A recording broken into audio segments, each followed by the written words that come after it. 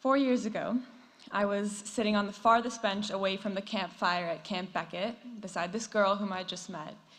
We attempted to have a conversation, exchanging all the typical questions. What's your name? Where are you from? What's your fall kokorick?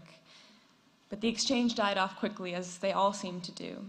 And as I sat there in silence, watching a group of students laughing in front of us, I remember thinking so adamantly to myself, I'm never going to make any friends. I tried so hard not to cry, but felt the tears well up anyway. When I got back to campus, I called my mom and told her I wanted to go home. Every day for the first few months of school, I called her sobbing, thinking Deerfield was against me. I'm telling you about my horrendous first days at the academy because I have since discovered something remarkable in the fact that 4 years ago, I was sitting alone in my room crying to my mom, thinking I hated this place. But today, I am standing before you immensely honored to be doing so, knowing I can't imagine what my life would be like without this place. I've gone from Kiana, the shy little freshman, unable to sustain a single meaningful conversation at Camp Beckett, to Kiana Dog,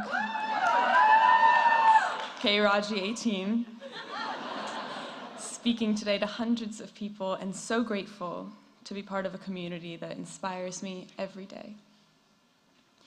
It's incredible to think that we've grown up here, that here we have become ourselves, the very people sitting under this tent. Whether we've been here for 4 years or for 1, Deerfield has helped us realize who we are, who we want to be, and who we can be. And we have watched each other realize the same. That girl I sat beside at the campfire, Ua Areosifo, is now one of my best friends. In writing the speech, I tried to think back to a quintessential Deerfield moment. But eventually, I realized there is no one big moment that sums up Deerfield. There is only the collection of all the small moments.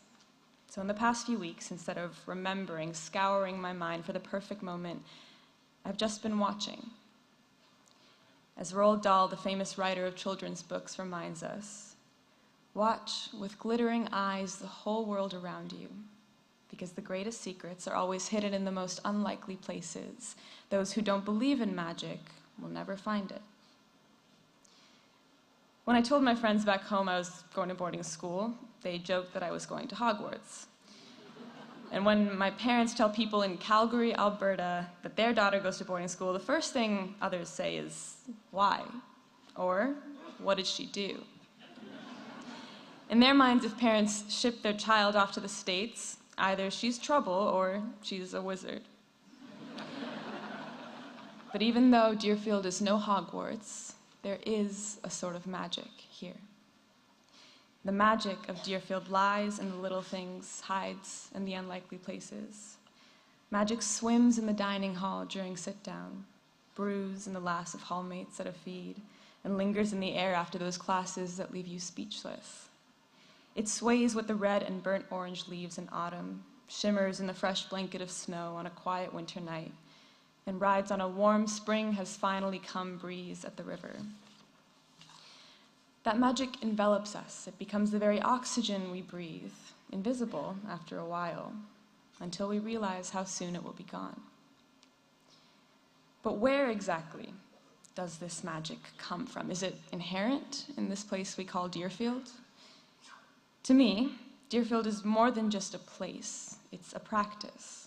Not a thing to attain, but something we do all the time. A few weeks ago on a Tuesday night, I was sitting in Dr. Caprew's apartment, and he told me that Deerfield only exists because we believe in it. When he said that, I immediately pictured Tinkerbell throwing fairy dust in the air and telling kids to clap your hands if you believe. But after my initial inclination to laugh, I realized that we are clapping our hands. We have been clapping them every day. We clap our hands when we say hello to a stranger on Albany Road, or when we hold the door open for someone too far away to keep walking at the same pace and not feel bad about it. We clap our hands when we put our arms around each other and sway to the even song on Sunday nights, swaying that involves a surprising amount of colliding.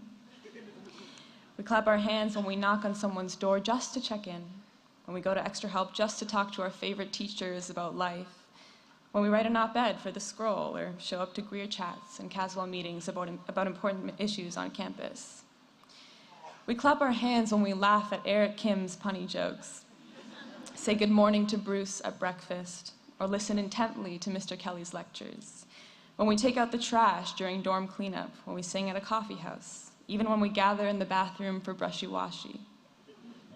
We clap our hands when we belt agachi on Chote Day and the fight song in school meeting, or on the bus back from an away game, slapping the windows of a green machine, only slightly salty if it wasn't a coach bus.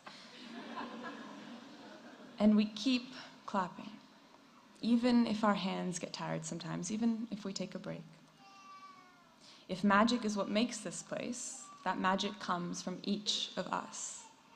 As much as we have grown up here, as much as Deerfield has defined us, we have also defined Deerfield. 3 weeks ago at KFC, I was lying on the grass outside the Hess, and as I looked up at the sky, my eyes lingering on the Little Dipper, I realized I had 22 days left of Deerfield. I thought to myself, this is it. This is when I start to be sad. In the sky, I traced my past 4 years, echoes of myself suspended in the stars.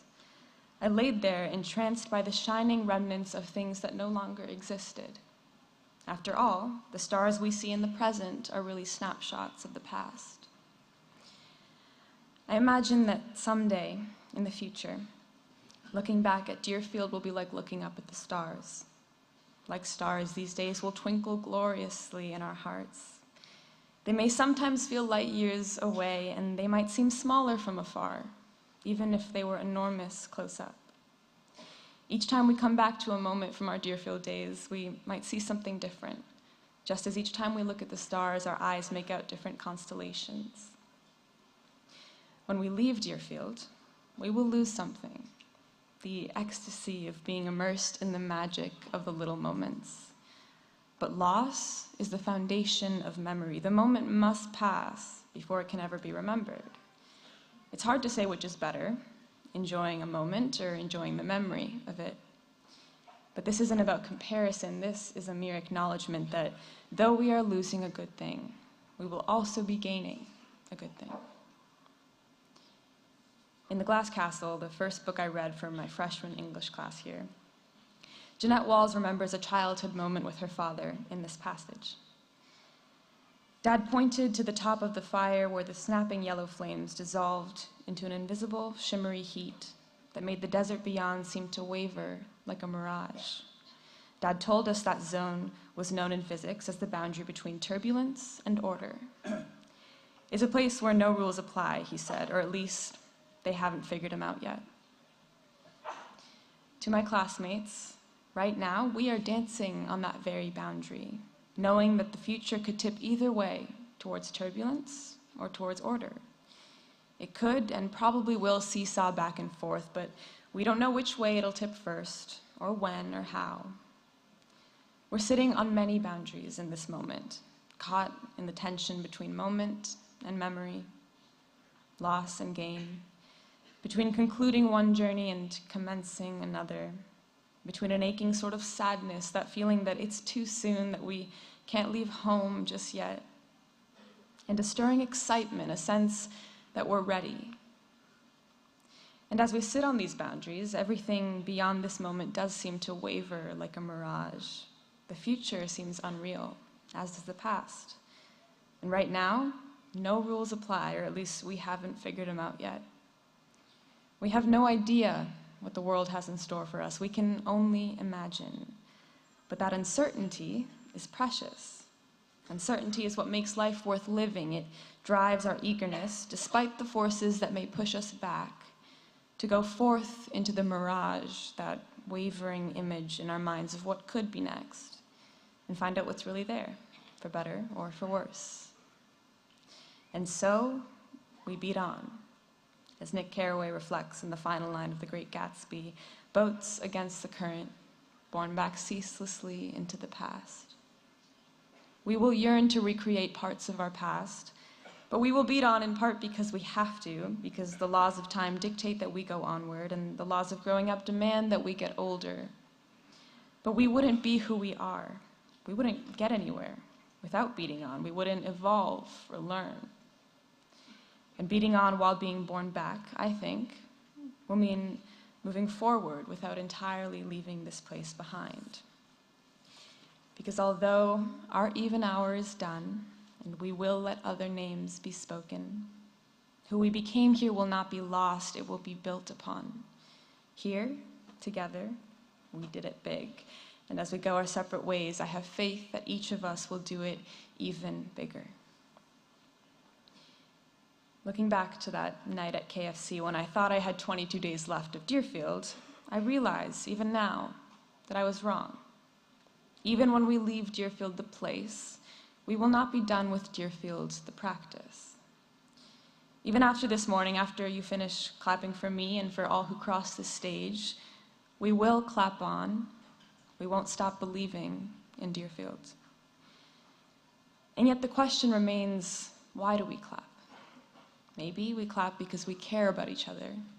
Maybe we clap because we also care about ourselves, about the people we will become, and about the mark we leave here, about what we have to add to the definition of Deerfield, even after we've departed.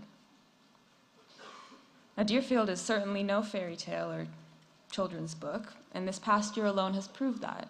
We've been challenged with several controversial dialogues that have exposed the work we still have to do, but have also allowed us to step up and actually affirm our faith in Deerfield, because even when we are critical of our school, that critique comes from a place of love. While the act of clapping is one of believing, it is also one of questioning, confronting, and calling, a call to come into the engaging, the redefining. Clapping is loud. It is the opposite of silence, of sitting back. Our clapping is precisely what has prepared us to show up and to be generous, courageous, and attentive learners and leaders in the world. I would like to thank all the people who have clapped for me, who have had faith in me and challenged me throughout the past few years. Thank you to my loving parents and my entire family, without whom I would not be here. Thank you to the friends I finally did make for sticking by me, especially to Amanda Sway for making this place feel like home. Thank you to the teachers who taught me to embrace uncertainty, to always ask questions, even if I might not be answering them anytime soon. And thank you especially to the extraordinary class of 2018 for the opportunity to speak today. It has been an immense pleasure to have spent what feels like both a lifetime and a blink of an eye with all of you. 5, 10, 15 years from today, when I look up to the stars, I know you'll be looking too.